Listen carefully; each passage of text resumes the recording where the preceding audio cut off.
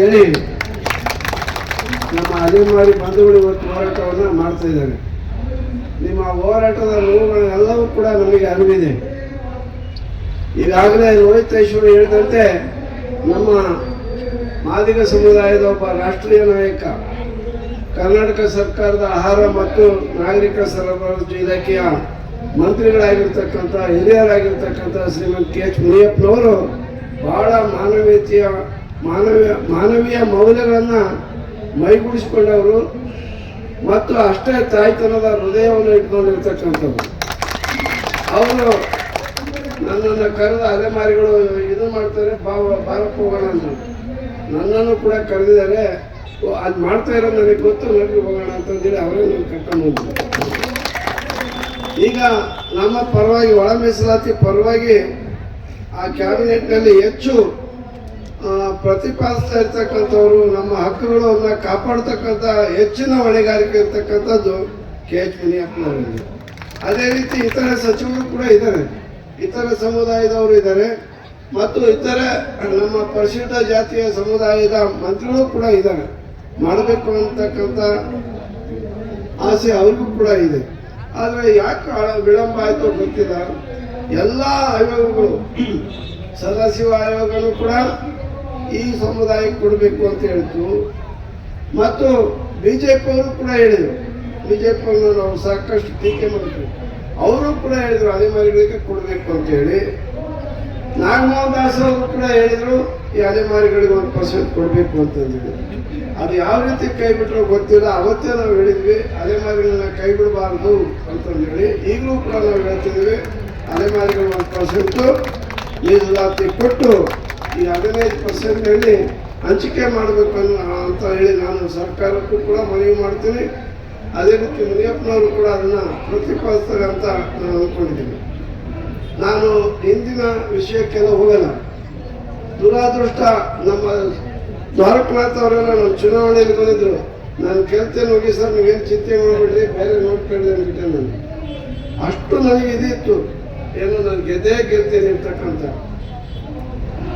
ಆದರೆ ಕೊನೆಯ ದಿನ ಏನು ಮಾಡಬೇಕೋ ಮಾಡಬಾರ್ದು ಎಲ್ಲದೂ ಕೂಡ ವಿರೋಧ ಪಕ್ಷದವ್ರು ಮಾಡಿದ್ರು. ಜೊತೆಗೆ ನನ್ನನ್ನು ಸೋಲಿಸ್ಬೇಕು ಅಂತೇಳಿ ರಾಜ್ಯದ ಕೆಲವು ಮುಖಂಡರೆಲ್ಲರೂ ಕೂಡ ಒಂದು ಇದನ್ನು ಮಾಡಿಬಿಟ್ರೆ, ಅಲ್ಲಿ ಸಂಚು ಮಾಡಿ ಪ್ಯಾಕೇಜ್ ಮಾಡಿಬಿಟ್ಟು ಕೊಟ್ಬಿಟ್ರು. ಹೀಗಾಗಿ ನಾನು ಸೋತೆ. ನಾನೆಲ್ಲರಿಗೂ ಗೆದ್ದಿದ್ರೆ ಇದು ಏನು ಸುಪ್ರೀಂ ಕೋರ್ಟ್ ಆದೇಶ ಆಯ್ತಲ್ಲ ಅವತ್ತೇ ಅದು ಅನುಷ್ಠಾನಕ್ಕೆ ಬಂದಿರೋದು. ಅದೇ ಇಲಾಖೆ ತಗೊಳ್ತಿದ್ವಿ, ಬಿಡ್ತಾ ಇರಲಿಲ್ಲ. ಆದರೆ ಏನು ಮಾಡೋದು ಆಗಲಿಲ್ಲ. ನಾವು ಬಂದ ತಕ್ಷಣ ಸರ್ವೆ ಗಿರ್ವೆ ಇದೆಲ್ಲದೂ ಕೂಡ ಮಾಡೋಕ್ಕೆ ಪ್ರಾರಂಭ ಮಾಡಿಬಿಡ್ತಾ ಇದ್ವಿ. ನಮಗೆ ಗೊತ್ತಿತ್ತು ಏನೇನು ಮಾಡ್ಬೇಕು ಅನ್ನೋದು. ಅವ್ರು ಉತ್ಕಳ ಅನ್ನೋದು ಕೂಡ ಗೊತ್ತು ಇತರ ಸಮುದಾಯಗಳು. ಆಯ್ತು ನಾಳೆ ತಲೆ ಎಣಿಕೆ ಹೋಗೋಣ ಅಂತ ಹೇಳ್ತಿದ್ವಿ. ಅವಾಗಲೇ 2 ವರ್ಷದಿಂದನೇ ತಲೆ ಎಣಿಕೆ ಮಾಡ್ಕೊಂಡು ಕರೆಕ್ಟಾಗಿ ರೆಡಿಯಾಗಿ ಇಟ್ಕೊಂಡು ಇನ್ನೇನು ಸುಪ್ರೀಂ ಕೋರ್ಟ್ ಆದೇಶ ಕಾಯ್ತಾ ಇರ್ಬೋದು. ಆಮೇಲೆ ಶಿಕ್ಷಣದಲ್ಲಿ ಕೂಡ ನಾವು ಇದು ತಗೊಳ್ಳೋದಾಯಿತು. ಆರ್ಥಿಕ ಮೀಸಲಾತಿ ತರಲಿಕ್ಕೆ SCP TSP ಕಾಯ್ದೆನ ಮಾಡಿದ್ದೀವಿ. ಅದು ಕೂಡ ಹಂಚಿಕೆ ಆಗಬೇಕು. ಆರ್ಥಿಕವಾಗಿ ಎಲ್ಲ ಯೋಜನೆಗಳಲ್ಲಿ ಕೂಡ ಒಳ ಮೀಸಲಾತಿ ಅನುಷ್ಠಾನ ಆಗಬೇಕು ಅಂತ ಅಂತಕ್ಕಂಥವ್ರು. ಅವಾಗಲೇ ನಾವು ವಿಶೇಷವಾಗಿ ದ್ವಾರಕನಾಥ್ ಮತ್ತಿತರ ಎಲ್ಲ ಈ ಅಲೆಮಾರಿ ಸಮುದಾಯಗಳು ಹೇಳಿದಾಗ ನಾವು ತಕ್ಷಣವೇ ಒಂದು ಅಲೆಮಾರಿ ಕೋಶ ಅಂತ ಹೇಳಿ ಮಾಡಿ, ನಿಮ್ಮನ್ನು ಐಡೆಂಟಿಫೈ ಮಾಡಿ ಅದಕ್ಕೆ ದುಡ್ಡು ನೀಡಿ, ಯಾವುದೇ ಇದೆಯಂದರೆ ಒಬ್ಬ ಅಲೆಮಾರಿನೇ ಅದಕ್ಕೆ ಮುಖ್ಯಸ್ಥರಾಗಿ ಕೂಡ ನಾವು ಮಾಡಿದ್ದೀವಿ. ಆಯ್ತಪ್ಪ ನೀನು ಮಾಡು ಅಂತಂದೇಳಿ ಎಲ್ಲ ರೀತಿಯಿಂದಲೂ ಆತನಿಗೆ ಸಹಾಯ ಸಹಕಾರವನ್ನು ಕೊಟ್ಟಿದ್ವಿ. ಆಗ ಸ್ವಲ್ಪ ಜನರು ಎಲ್ಲರಿಗೂ ಕೂಡ ಅನುಕೂಲ ಆಯಿತು.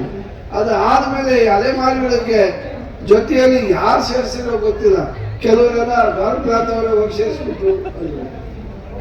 ನಮ್ಮ ಹತ್ರ ಇಟ್ಬಿಟ್ಟಿದ್ದಾರೆ. ಅವರು ಸಮಾಜ ಕಲ್ಯಾಣ ಸಚಿವರಾಗಿ ಮಾಡಿದಂಥ ಸೇವೆ ಇನ್ನೊಬ್ಬ ಸಚಿವ ಮಾಡೋಕ್ಕಾಗೋದಿಲ್ಲ. ಸಮಾಜ ಕಲ್ಯಾಣ ಸಚಿವ ಅಂದ್ರೆ ಹೆಂಗಿರ್ಬೇಕು ಅಂದ್ರೆ ಆಂಜನೇಯನಿರ್ಬೇಕು ಅನ್ನುವಂಥ ಹೆಸರು ಬಂದಿದ್ದಾರೆ.